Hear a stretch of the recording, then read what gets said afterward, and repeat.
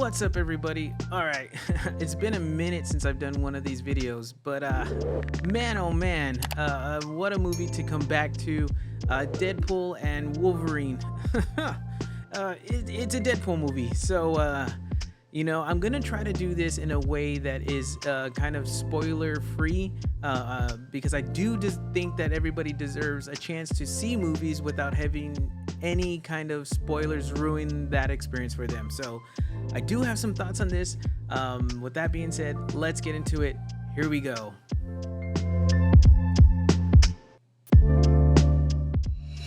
Okie dokie, everybody. Like I said, this movie is a Deadpool movie. And what do I mean by that? What are you gonna get? You're gonna get bitches, fucks, shits, cunts. You're gonna get obscene scenes. You're gonna get a lot of blood and gore and body parts flying everywhere. So we all know this. It like I said, it's a Deadpool movie. It's just gonna happen. But yeah, this movie is solid 8 out of 10 for me. I think that there were a couple of things that might have swayed me not to give it a full 10 out of 10, but none of my commentary or kind of review aspects are in a negative light. I mean, these are just kind of personal to me, so just purely subjective. And I think that everybody deserves to go in this movie with zero expectations and be able to just kind of see the movie with your own eyes and make your own judgment, right? With that being said, I want to touch on something right quick. I even though I haven't been doing these movie reviews, I've seen movies almost every week since January, which was my last review. But during this whole time, I've seen yoo-hoos on TikTok give their like little fan theories, and it's all, to me, all of that is just clickbait and views, right? And I don't like doing that kind of content because it kind of ruins the experience, right? For me, I feel like those kind of things set people up for failure when they go see the movie. And I'll give you an example. In this movie particular, there was all these, because of like, we already knew there were going to be cameos, right? But there was all these like kind of predictions, who's going to be in here, and some of them were just really, outlandish and stupid. But one of the things that I remember seeing when I was scrolling through TikTok was somebody said, and I don't know who it was, so I don't remember, but somebody like literally paused and said something about the CG wasn't fully done because Hugh Jackman's arm looked so like CGI'd or whatever, and I'm sorry to say, but homeboy is jacked. He is jacked, man. Like I said, I don't want to give too much away, but there is a scene in this movie where you're just gonna say, fuck, this guy is jacked, and give the man some credit, right?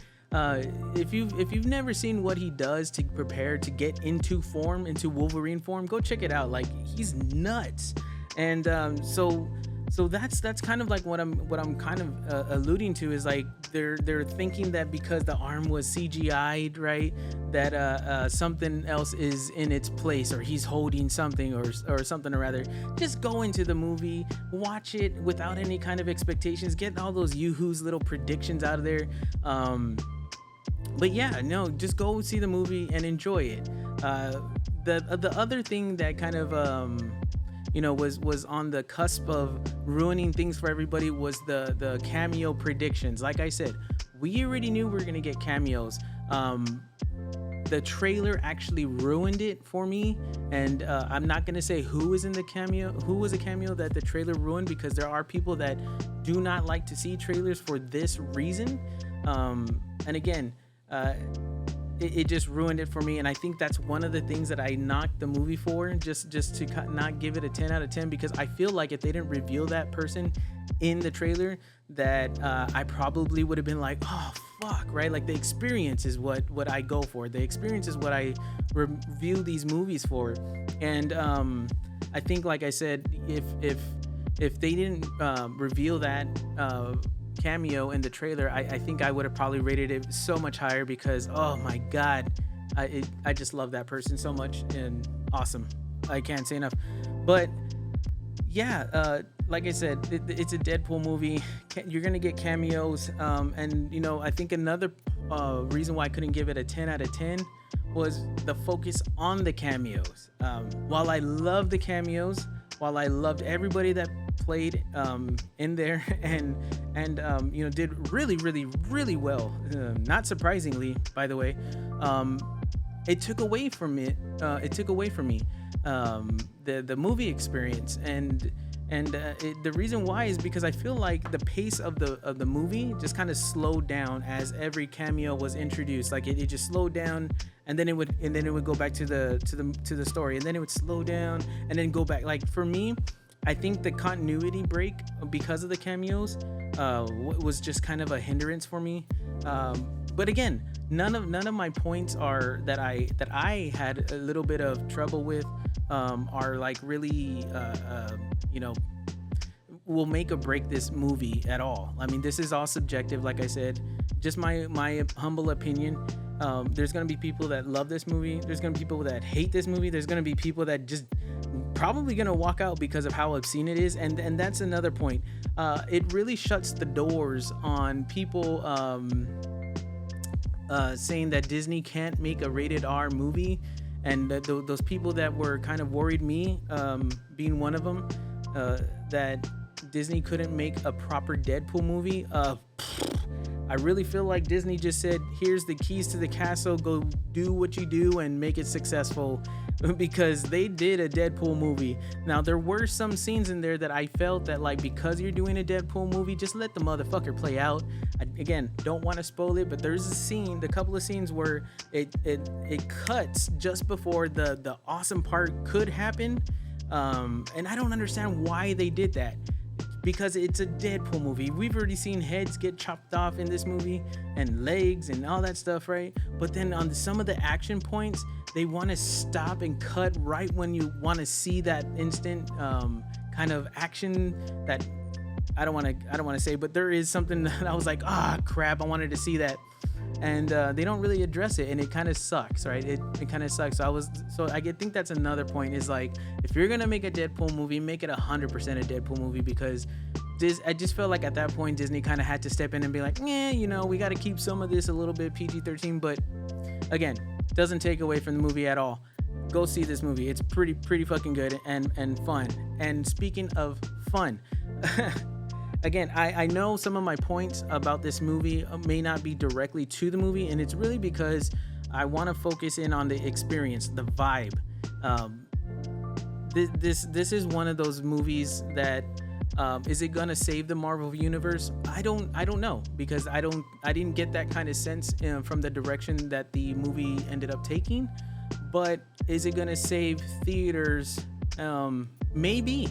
I think that this movie is one of those movies that are reasons why we should go to the theaters, right? Movies like Endgame, movies like Infinity War. There's a lot of great movies that are not superhero movies that are made that I feel like we should take our butts to the theaters and go see them because of the vibe, the experience, and this one delivers an experience.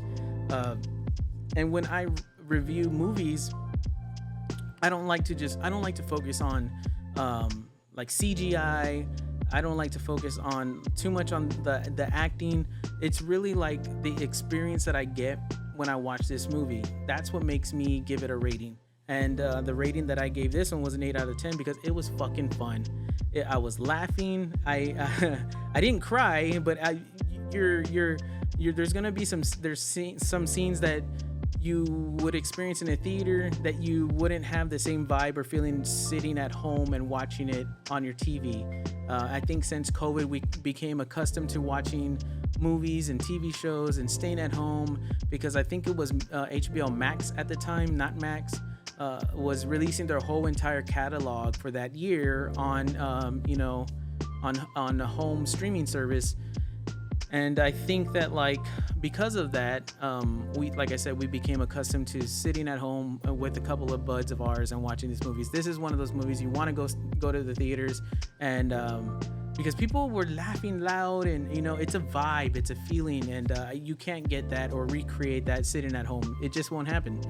So yeah, I know that's kind of my soapbox, and I'll hop off of it right now about that. But like I said, is it gonna save the Marvel universe? I don't know. I didn't get that vibe when it ended, when the movie ended. I kind of hoped that Hugh Jackman would be the new Robert Downey Jr., but who knows? I think that after Deadpool 2, with the whole time travel thing, it kind of was easy to segue into everything that they've been doing with the TVA and make him a part of the Marvel universe. I don't know if it was planned, but if it wasn't planned, it was kind of like a happy accident. And I think that it worked out great. I think that the story that was written was pretty awesome and fun. Now, I will say another reason why that I didn't give this a 10 out of 10 was because I felt that I got lost in the story a little bit, because for me, again, like I said, the cameo slowed down the story train, and it was a little bit confusing. But then again, it's just subjective. At the end, I was just like, oh, stupid Smet, like, this is the story, like, how could you miss it? But again, that's just me. I think that's pretty much it for me. It was a great movie overall. Great movie. 8 out of 10 for me. I think I would go as high as a 9 out of 10. But yes, I will say solid 8 out of 10 for me. It was very fun. Again, if you're sensitive to this kind of material, don't go see this movie. Do not take your kids to see it. But it is fun. It's a lot of fun. So go check out the movie. Let me know if you liked it. Let me know if you hated it. Let's just start the movie conversation and continue spreading that love, guys. We need it more now than ever. And go see some movies. All right. We'll catch you next week, and we'll do this again. All right, guys. Take it easy. Later.